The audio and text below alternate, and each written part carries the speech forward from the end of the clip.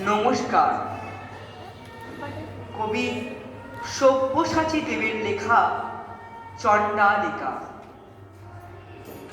মা, দিগন্তে তাকিয়ে দেখো, রক্তিম মেঘে সর্বনাশের আভাস।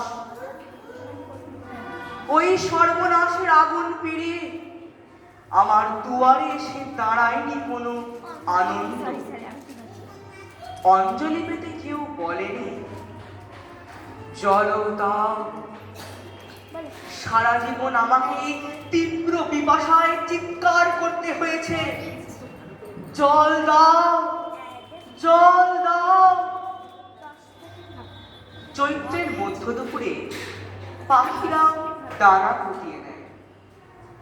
দূর শহরের রাস্তায় বাবুদের ভিড় নেই।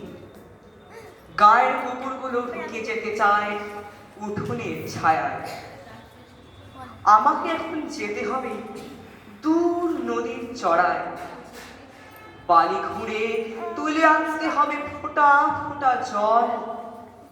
তারপর ফিরে আসবো খরায় ফাটা মাঠ, শুকনো পুকুর আর টলটলে জলে ভরা নতুন ইদারার পাশ দিয়ে বাবুদের ইদারা। কৃষ্ণায় ডুবে যায় আমাদের গোটা গাঁ।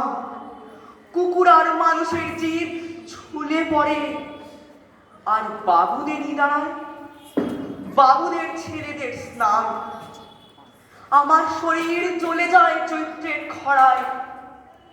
মা, আমি এক চণ্ডালিকা।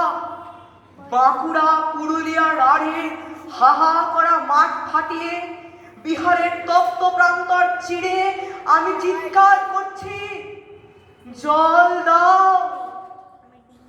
আর আমার সারা শরীরের রক্ত উঠে আসছে মাথায়। মা, এক ফোঁটা জলের দাম আমাদের গোটা জীবন। নমস্কার।